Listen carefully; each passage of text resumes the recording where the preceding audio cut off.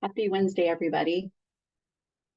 Just wanted to provide a quick summary of the Senate hearing today from the Environment and Public Works on the U.S. Army Corps of Engineers Project Partnership Agreement.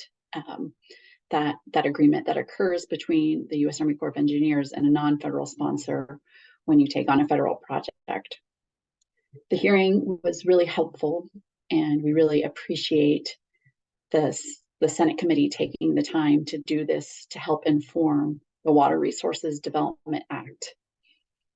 So listening to this hearing, the resounding message I got from all three of the testimonies provided is that the burden on the non-federal sponsor is too great, and non-federal sponsors need more of a voice during the negotiations of these agreements.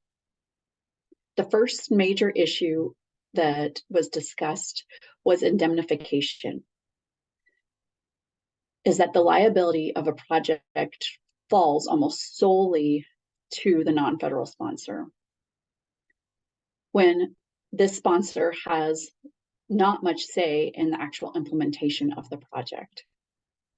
So this is a huge issue for people when they're looking at doing a federal project, is taking on so much liability for something they are not actually implemented.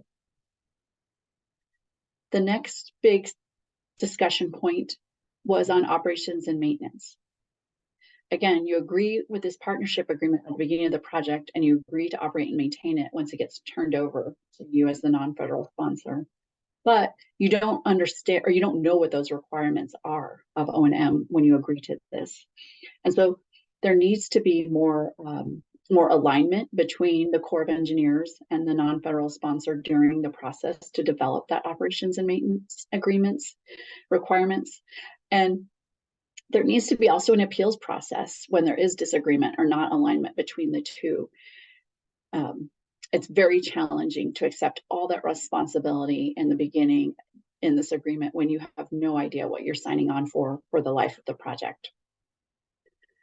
The last issue that came across to me was the cost sharing.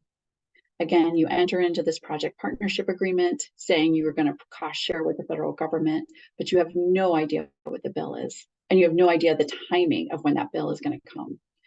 And so there's a lot of opportunity here to have more coordination around those costs and the timing of the costs. Some of the ways that could help non-federal sponsors is more clarity around real estate, acquiring real estate and having some flexibility on the real estate requirements. Other ways that could help a non-federal sponsor deal with this issue is to allow more donations to count as their in-kind costs, and then more agreement about how their staffing costs will go towards this, or consulting costs will go to their in-kind share. So this was a really great hearing. The members of the committee seemed to understand the concerns of all three people that provided testimony, and we're very hopeful that there will be changes coming in the Water Resources Development Act to address the challenging nature of this project partnership agreement between a non-federal sponsor and the Corps of Engineers.